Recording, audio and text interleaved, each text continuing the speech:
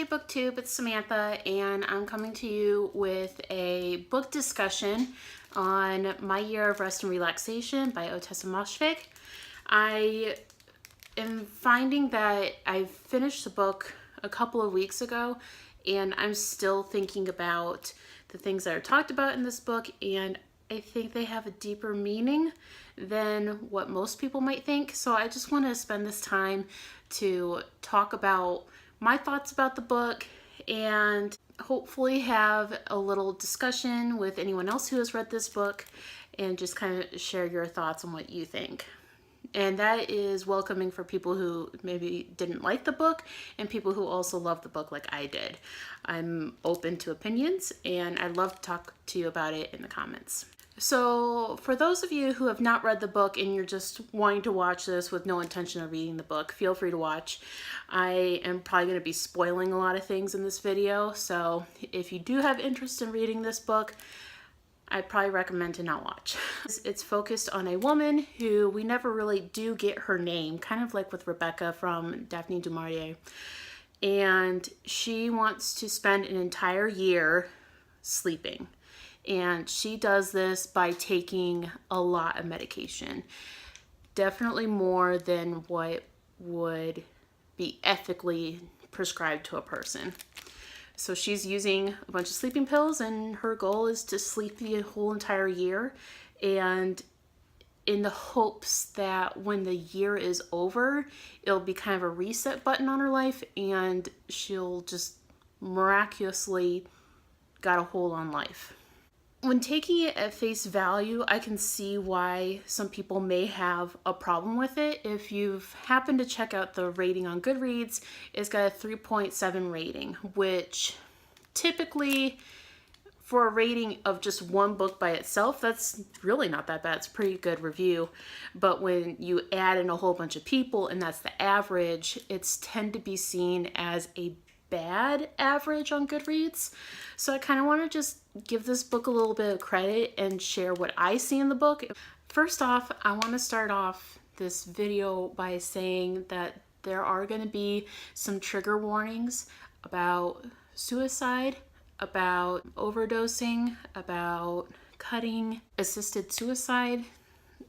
Those are all going to be touchy subjects that come up. If any of those are your triggers, please do not watch. I don't want anyone to be having a rough time or backslide based on one of those triggers. So in this book, there are two secondary characters that come up quite a bit in the main character's life. And that is her friend, Riva, and then her psychiatrist, Dr. Tuttle. These characters are really our only outside view of this person because she's isolating herself from the world. She's only going outside in order to get her medication and to get her coffee, and that's it. She's not going out for anything else. So Riva and Dr. Tuttle are really our only option for getting an outside look on how she's handling her life. We're only seen from the narrator's point of view, so it's never like we're from Riva's point of view or Dr. Tuttle's, but we can at least base off of their reactions how our narrator is dealing with the world. When it comes to Riva, she is a person who is very self-conscious, has very low self-esteem. She is not necessarily doing that well as the narrator is. The narrator makes it very clear that she's very well off. Both of her parents have died, which we'll get to later. But both of her parents died and she was left with a lot of money, which is the reason why she's able to do this whole year of sleeping, because she can afford to pay the rent on time, all her bills on time. She's able to go on shopping sprees and it not really affect her. So she's well off, and that might be a reason why people are turned off by this book. I really don't know. I haven't looked at any reviews, but I'm assuming that because she's well off and has this air of I don't really care about anything, I think that might turn some people off. But she is an unlikable character. I believe she was written that way on purpose, but I also feel like it was well done. There are a lot of points throughout the book where you get a little insight into her past, and you can see off based the way she interacts with people and the way that she thinks about people. It's like, okay, well, that makes sense based on what happened. Like, for example, with the way that she deals with her friend Riva, she's very self-centered. She is always looking for attention from the narrator, and the narrator connects her a lot with the way that her mother would act. Her mother was very selfish, very center focused. She was never really a mom at all. She didn't really have much of a presence in her life, and when she did have a presence, it wasn't positive. She was always criticizing of the narrator and never really helped at all. Now, I had mentioned earlier that her parents had passed away. Her father had passed away from prostate cancer, and then her mother had completed suicide by taking a lot of pills and combining it with alcohol. This was done at a very young age for the narrator. I can't remember specifically what age she said, but I want to say it was like around 17, 18, 19, somewhere in those years where all of this happened. The father passed away first, and then the mother passed away months afterwards. It was within the same year. Obviously, there's some trauma that's there because she lost both of her parents in very tragic ways within the same year. No matter how much money you have, losing your parents is going to do damage to who you are as a person. It defines you in a way.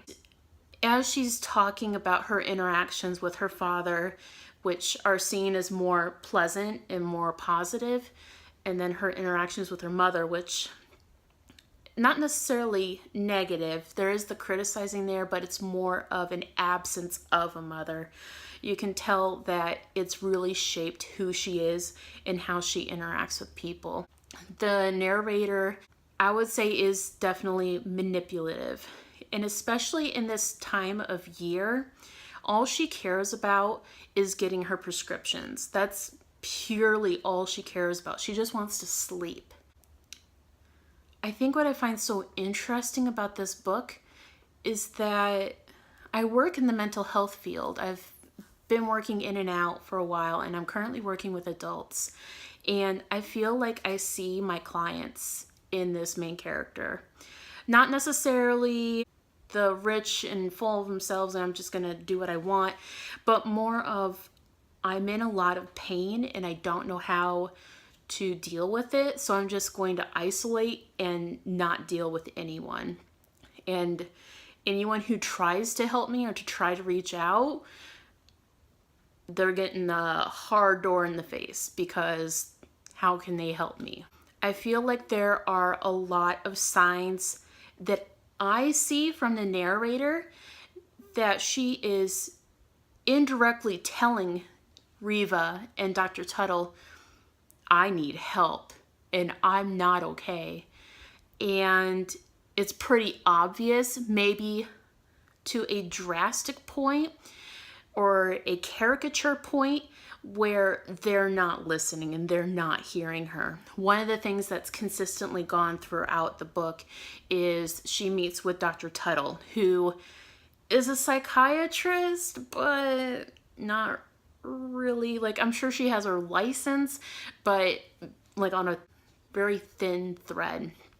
She's really into the new age stuff and astral projections. And my biggest concern is that the narrator will say, oh, I'm just not sleeping well, I need more of this.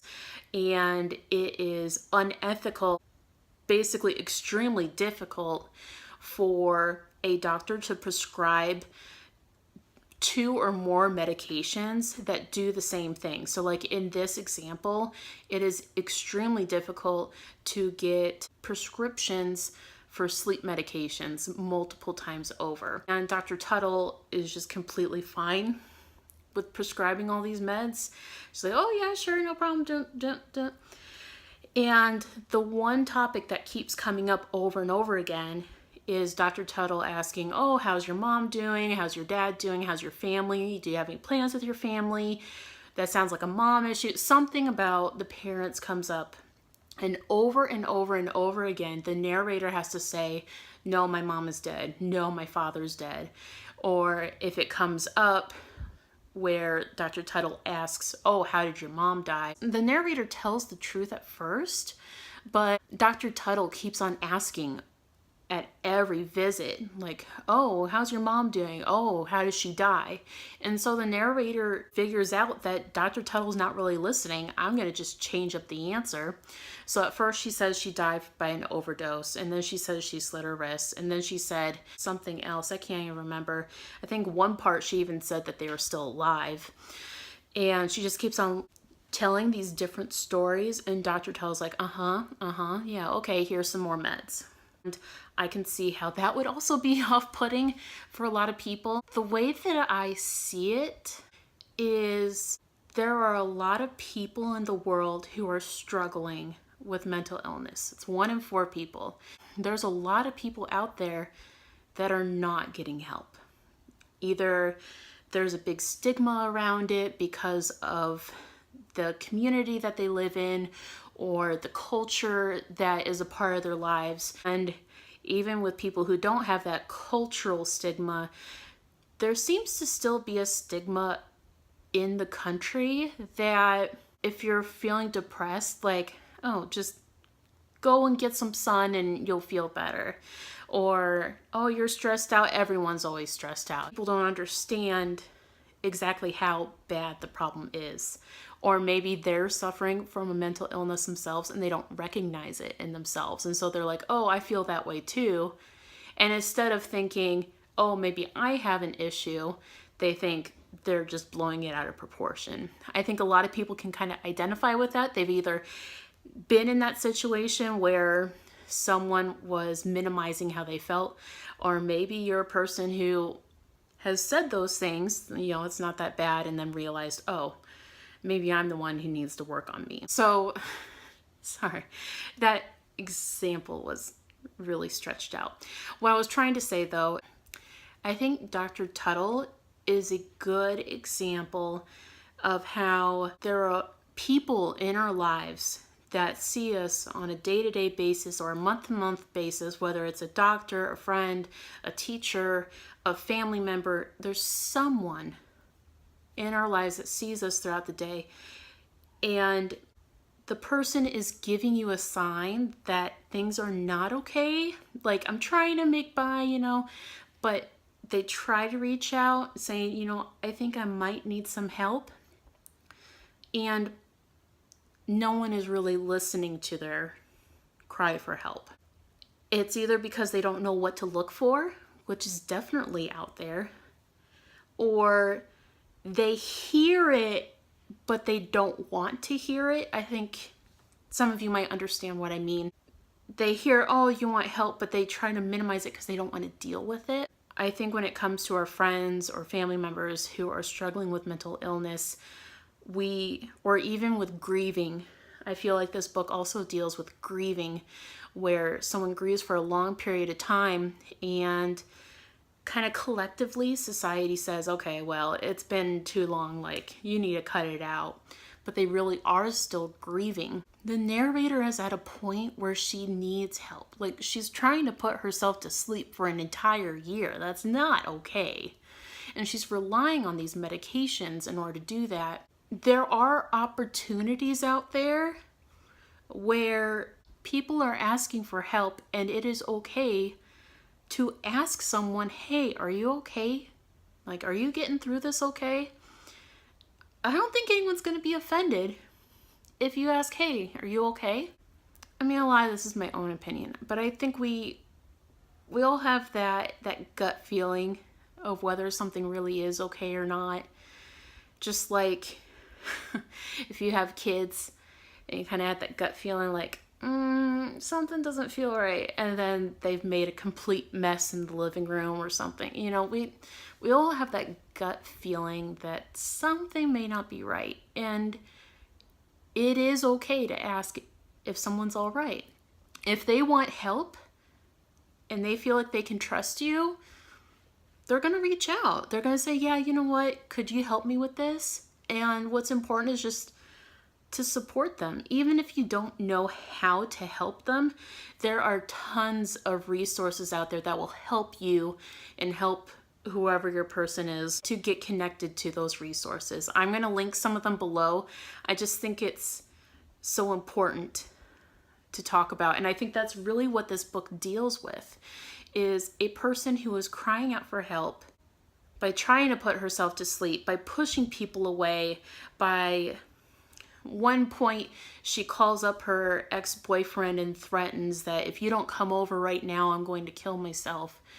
You know, those things happen, and it is the person trying to reach out, not necessarily in a positive way or a healthy way, like that's definitely not okay for her to say, but obviously that is a sign like, I need help. I feel like I need help, and if I need to threaten you to get that help, then that's what I'm going to do.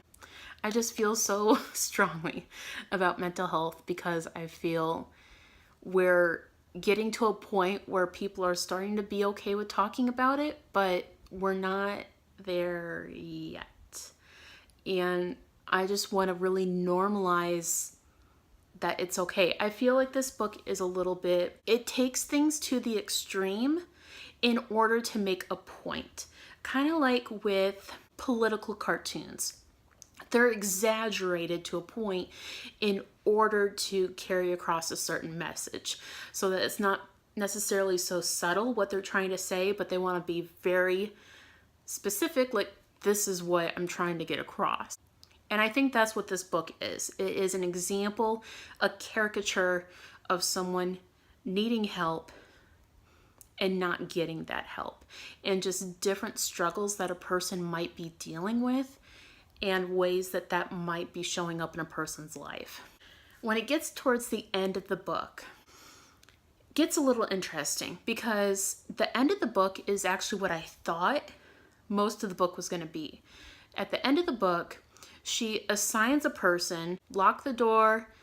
She was having an issue with sleepwalking, so she had the lock the other way around so that the key part was on her side, on the inside, and the actual turn lock was on the outside. So that way she couldn't just sleepwalk her way out. She wanted to actually be asleep. She had one of these film guys come in, film her while she's sleepwalking. Otherwise, she was just going to be asleep, said, okay, leave this amount of food for me. I'm going to write post-it notes. If I want something, I'll leave it on the counter. Just make sure that's there. And then when my year is up, you know, just leave the door unlocked and go on your way. That's how about the last third of it went. And it really goes into, at that point, like, what is your plan? You know, it's getting close to the end of the year and you haven't worked on anything. So what do you think is going to happen when that year is over? I think this is addressing the fact that society in general, the government in general, wants to put a band-aid on the mental health issue where, okay, let's just put a temporary fix on it for now and we'll deal with it later. And the fact of the matter is, mental health is not temporary. For anyone who is struggling with mental illness, it is a lifelong struggle. You know, there are definitely some times that are better than other times, but it's there. It doesn't just go away. I think that part of the book where it's like, okay, it's getting close to the end, like what is your end goal? What is the solution? You're not really getting any help. You're temporarily not dealing with the issue by staying asleep. So what are you going to do when you're actually going to be awake for a normal amount of time? And so what happens at the end of the book, the time is up, the year is up, and she decides to just go outside and be in the sun, watch traffic, watch people. She doesn't really interact with anyone. And then she like slowly starts getting into a routine, and she adds on a little bit more and a little bit more. And she seems to be actually making positive steps in the right direction. I think that is something that would not happen in that situation because she hasn't really dealt with what happened. I think if someone actually goes through treatment, goes through therapy, and if needed, medication as well at the same time, you can get to that place where you can add on one thing after another and feel good and feel grateful and feel optimistic about the future. I completely believe that 100% with everyone. It's possible for anyone with the right treatment, but you can't just do it with no help at all. Then it comes to the last page of the book. I want to say about halfway through the book, and I mentioned this in my wrap up, I had mentioned that there was a certain thing that went throughout the book that kind of spoiled the end. That thing is a date. The date that keeps on being dropped is, I think it starts January 2001 is when it's first dropped, of what time period this is happening in. It's January 2001, May 2001, June 2001, and July 2001. And it keeps on, like, the time went from like in between 6 months and then into 3 months and then 2 months, and then it's like all in the same month, and it's at the very end, and she finally decided that like everything is good or whatever at the end of August. So I think you all can kind of see what event it's building up to. And then there was also a little hint, well, not little, but there was also this hint that Riva was being reassigned to the Twin Towers because she was having an affair with her boss and they broke it off, and so she was sent to the World Tower so that they would be separated, and she was all upset about it. But the narrator wasn't really listening. Based off of what I said, the date and Riva being reassigned to Twin Towers, and it's like, okay, well, I know it's 2001, so I think I know where this is going, and it did go there. I don't know how I feel about that, because so I'm gonna flat out just read the last page because I need to comprehend this. On September 11th, I went out and bought a new TV VCR at Best Buy so I could record the news coverage of the planes crashing in the Twin Towers. Trevor, her ex, was on a honeymoon in Barbados, I'd later learn, but Riva was lost. Riva was gone. I watched the videotape over and over to soothe myself that day, and I continue to watch it, usually on a lonely afternoon or any other time I doubt that life is worth living, or when I need courage, or when I am bored. Each time I see the woman leap off the 78th floor of the North Tower, one high-heeled shoe slipping off and hovering up over her, the other stuck on her foot as though it were too small, her blouse untucked, hair flailing, limbs stiff as she plummets down, one arm raised like a dive into a summer lake. I am overcome by awe, not because she looks like Riva, and I think it's her, almost exactly her, and not because Riva and I have been friends, or because I never see her again, but because she is beautiful. There she is, a human being, diving into the unknown, and she is wide awake. And that's how the book ends. Based off of rereading that again, I'm wondering if it's the narrator's take that she wasn't brave enough to face life and its difficulties, while Riva always was. Riva was always struggling. Riva always had self-esteem issues, and she didn't have enough money, and she was trying to make it by, and she always wanted to be better. And for her to see Riva possibly jumping off the Twin Towers, Riva was brave enough to do that. I think that's how the narrator sees it. Like, she was brave enough to live and brave enough to die the way she wanted to, while the narrator didn't have that bravery. I think that's what it was all wrapping up to on how the narrator sees it. I don't agree with it by any means, but I think it's the way that some people identify with, is that they have more control over it. Because she does make mention, the narrator makes mention earlier on in the book about how her mom at least made the decision to go out the way she wanted to. And then on the other hand, her father really didn't have a say in how he was leaving the world. He was dying of cancer, and he was hooked up to machines up until the end, and the mom wasn't even present, and she just checked in every once in a while, is he dead yet? while the narrator actually sat with him and watched him suffer, and he didn't really have a say. See, and this is why I'm loving this book, is because there's so many things that are coming up in my head. Because right there with that comparison, I'm thinking more of the whole debate about assisted suicide when it comes to those who are in hospice or those who are struggling to live. The whole decision of having the choice to die with dignity when you're suffering from those health problems. It just brings up a lot of interesting things, and I'm not necessarily saying that I agree one way or the other. I just think it sparks up a lot of really good talking points. Like, you could spend any one section of the book and really have a really good discussion on it based on how the narrator portrays her life.